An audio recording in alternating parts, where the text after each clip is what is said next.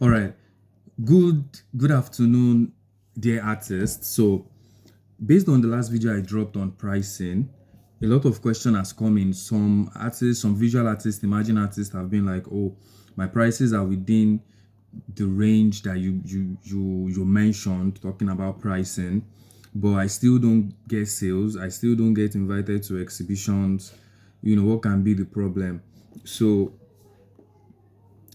two or three things come to mind, and the first is probably because you don't meet the standard of expectation. That could affect you, getting exhibition with galleries. That could affect you participating in open calls where your work could probably sell. And when I say standard of expectation, I mean like how much of a score would you get for storytelling? How much of a score would you get for technique? How much of a score would you get for aesthetics?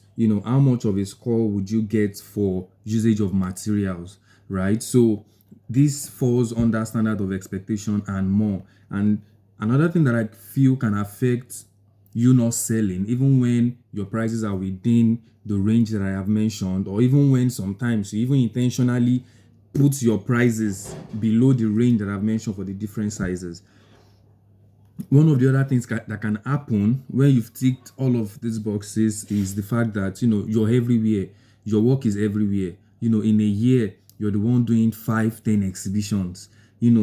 Everybody's seeing your work everywhere. Let's remember that art is luxury, and luxury is in a way scarce, right? So you don't want to say, oh, because you want to be visible, because you want to sell, because you want to promote and market yourself and be sure that people are collecting your work and you're building a fan base, a network, and then you're putting your work in every show.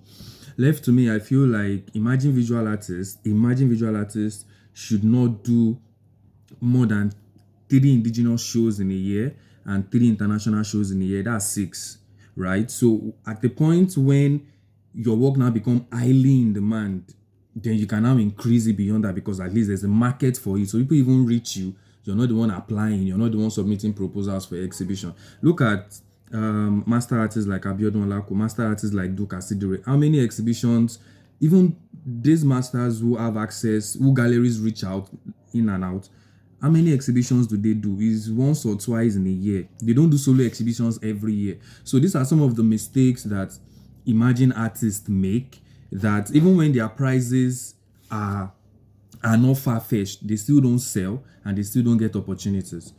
Send me more questions and I'll answer.